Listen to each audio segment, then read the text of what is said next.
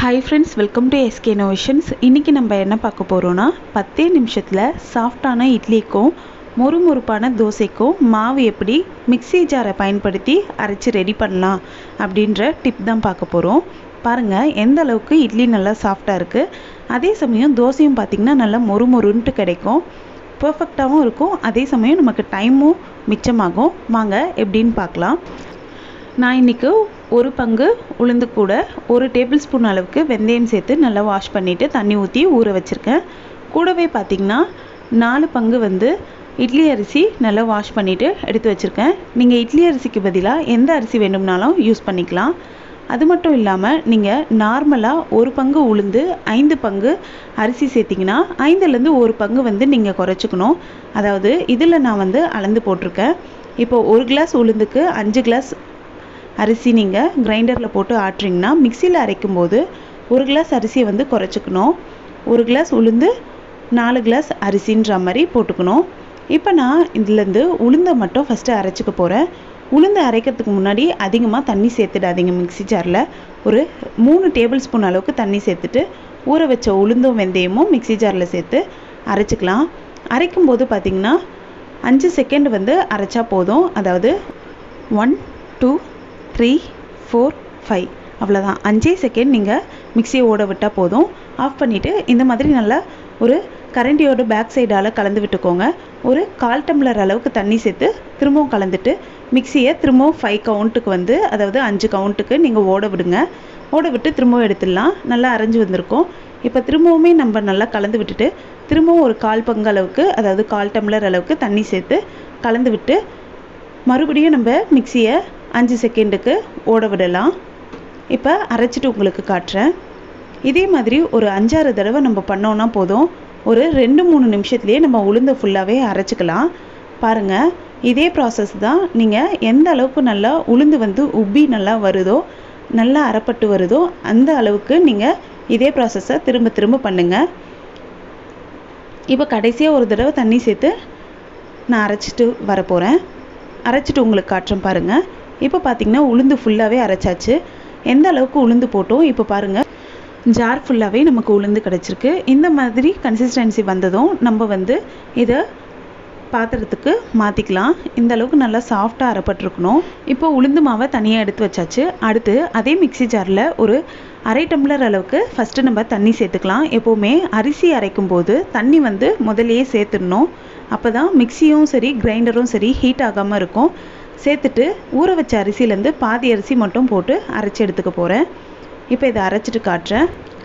இப்போ பார்த்திங்கன்னா அரிசி ஒன்றும் பாதியமாக இருக்குது, சரியாக அரைப்படாமல் இருக்குது. இப்போ இன்னுமே கொஞ்சமாக தண்ணி சேர்த்து இதை நல்லா ஃபைன் பேஸ்ட்டாக அரைச்சி எடுத்துடலாம். இப்போ இந்த அரிசி பார்த்திங்கன்னா நல்லா அரைப்பட்டுடுச்சு. நல்ல மைய அரைப்பட்டிருக்கணும் பாருங்கள், இந்த மாதிரி. இப்போ இதை உளுந்து மாவோடு சேர்த்துக்கலாம். மிக்சியில் உளுந்து அரைக்கும் போது பார்த்திங்கன்னா 5 செகண்ட் தான் நம்ம ஓட விடுவோம். ஆனால் அரிசிக்கு டைம்லாம் கிடையாது. நல்லா அரைப்பட்டதும் நம்ம ஆஃப் பண்ணிக்கலாம். இப்போ மீதமுள்ள அரிசியும் நான் இந்த மிக்ஸி ஜாரில் சேர்த்துக்கிறேன். ஊற வச்ச தண்ணி ஃபுல்லாகவே சேர்த்தாச்சு. தண்ணி ஒருவேளை உங்களுக்கு அதிகமாக இருக்கிற மாதிரி இருந்தால் அரிசி எல்லாமே சேர்த்துட்ட பிறகு அந்த தண்ணியிலேருந்து கொஞ்சமாக நம்ம வெளியில் எடுத்துடலாம். பாருங்கள், இப்போ இந்த அரிசிக்கு இந்த தண்ணி அதிகமாக இருக்குது. அதனால நான் கொஞ்சமாக எடுத்துடுறேன். அவ்வளோதான். இப்போ இந்த தண்ணி கரெக்டாக இருக்குது. அடுத்து நம்ம இதை அரைச்சிடலாம். அரைக்கும்போது பார்த்திங்கன்னா செகண்ட் டைம் அரைக்கிற மாவு ரவை பதத்துக்கு அரைச்சிக்கோங்க. ஃபஸ்ட்டு மாதிரி ரொம்ப ஃபைனாக அரைச்சிட வேண்டாம்.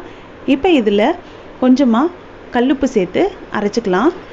கல்லுப்பு சேர்த்து நல்லா அரைச்சாச்சு. இது பார்த்திங்கன்னா ரவை பதத்துக்கு அரைச்சி எடுத்திருக்கேன். இதுக்கு மேலே இதை அரைக்க வேண்டாம்.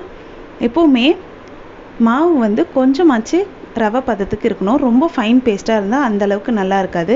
இப்போ எல்லா மாவுமே இந்த பாத்திரத்தில் சேர்த்துக்கிறேன். கடைசியாக கொஞ்சமாக இந்த மிக்ஸி ஜாரில் தண்ணி சேர்த்து அந்த தண்ணியுமே இந்த மாவோடு ஆட் பண்ணிக்கிறேன். இப்போ மாவுலாம் அரைச்சி முடிச்சாச்சு. இப்போ இதை நம்ம கையை யூஸ் பண்ணி நல்லா கரைச்சி விட்டுக்கலாம். மாவு பாருங்கள் எந்த அளவுக்கு இருக்குது. இந்த பாத்திரத்தில் பாதிக்கும் கொஞ்சம் குறைவாக தான் இருக்குது. எப்போவுமே மாவு கரைச்சிட்டு பெரிய பாத்திரமாக ஊற்றி வச்சுக்கோங்க. இல்லாட்டி பெரிய பாத்திரத்துலேயே மாவு விட்டு கரைச்சி வச்சுக்கோங்க. அப்போ தான் மாவு புளிச்சிட்ட பிறகு பொங்கி கீழே வழியாமல் இருக்கும். இப்போ இதை கையாலேயே நல்லா கரைச்சி விட்டுக்கிட்டேன். எப்போவுமே கரண்டியால் கலந்துடாமல் கையால் கரைச்சி விடுங்க. அப்போ தான் நல்லா புளிச்சு வரும். இப்போ இதை தட்டு போட்டு மூடிட்டு மறுநாள் காலையில் உங்களுக்கு காட்டுறேன் பாருங்கள். இப்போ பார்த்தீங்கன்னா காலையில் ஆகிடுச்சு. இதை ஓப்பன் பண்ணி காட்டுறேன் பாருங்கள்.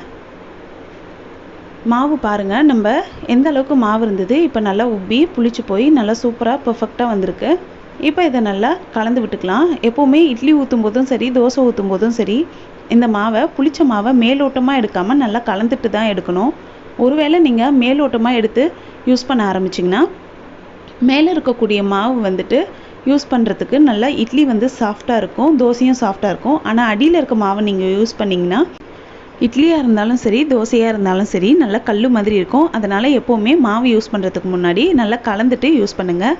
இப்போ இதை நல்லா கலந்தாச்சு, கரெக்டான கன்சிஸ்டன்சியில் இருக்குது. ஒருவேளை மாவு திக்காக இருந்துச்சுன்னா கொஞ்சமாக தண்ணி சேர்த்து கரைச்சிக்கோங்க. எனக்கு கரெக்டாக இருந்தது. இப்போ இதை இட்லி பிளேட்டில் ஊற்றிக்க போகிறேன். நார்மலாக நம்ம இட்லி பிளேட்டில் எண்ணெய் தடவிட்டு எப்படி மாவு விடுவோமோ அதே மாதிரி விட்டுட்டு 10 நிமிஷம் வேக வச்சு எடுத்துடலாம்.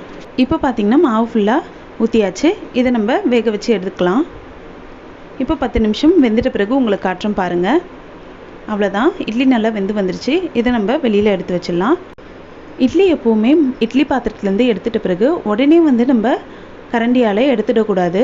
அப்படி உடனே எடுத்தோம்னா கொஞ்சம் பிஞ்சா மாதிரி வரும். கொஞ்சமாக லைட்டாக ஆற வச்சுட்டு நம்ம எடுத்துடலாம். இப்போ பார்த்தீங்கன்னா எந்த அளவுக்கு சாஃப்டாக இருக்குன்ட்டு உங்களுக்கே தெரியும். பாருங்கள், நல்லா சூப்பரான சாஃப்டில் நமக்கு இட்லி கிடச்சிருக்கு. ஒருவேளை உங்களுக்கு இட்லி நல்லா பியூர் ஒயிட்டில் வேணும்னா வெந்தயம் சேர்க்க வேண்டாம். வெந்தயம் சேர்க்காமல் இதே ப்ராசஸில் பண்ணுங்கள். அடுத்து தோசை ஊற்றி காட்டுறேன் பாருங்கள். தோசை பார்த்திங்கன்னா நல்லா மொறுமொறுனும் கிடைக்கும், இட்லியும் பார்த்திங்கன்னா நல்லா சாஃப்டாக கிடைக்கும். இந்த மெத்தடில் நீங்கள் மாவு அரைச்சிங்கன்னா உங்களுக்கு டைம் வந்து ரொம்பவே மிச்சமாகும். தோசை ஓரளவுக்கு வெந்ததும் ஓரங்களில் எண்ணெய் விட்டு திருப்பி விட்டுக்கலாம். ஒருவேளை உங்களுக்கு ரொம்பவே தின்னாக வேணும்னா இந்த மாதிரி லைட்டாக மேலே வந்து தேய்ச்சி விட்டுக்கோங்க. இப்போ திருப்பி காட்டுறேன் பாருங்கள். இன்னுமே உங்களுக்கு சிவக்க தோசை வரணும்னா 2 டேபிள் ஸ்பூன் அளவுக்கு வெந்தயம் சேர்த்துக்கோங்க. அவ்வளோதான், நம்மளோட மொறுமொறு தோசை சூப்பராக ரெடி ஆகிடுச்சு. தோசையை வந்து பிச்சு காட்டுறேன் பாருங்கள், எந்த அளவுக்கு நல்லா கிறிஸ்பியாக இருக்குன்ட்டு. கண்டிப்பாக நீங்களும் இந்த மெத்தடில் மிக்ஸி ஜாரில் 10 நிமிஷத்தில் மாவு அரைச்சி ரெடி பண்ணி பாருங்கள் இட்லியும் தோசையும். இந்த வீடியோ உங்களுக்கு பிடிச்சிருந்தா லைக் பண்ணுங்கள், ஷேர் பண்ணுங்கள், கமெண்ட் பண்ணுங்கள். நம்ம சேனல் ஃபஸ்ட் டைம் பார்க்குறீங்கன்னா மறக்காமல் சப்ஸ்கிரைப் பண்ணுங்கள். தேங்க்ஸ் ஃபார் வாட்சிங் ஃப்ரெண்ட்ஸ்.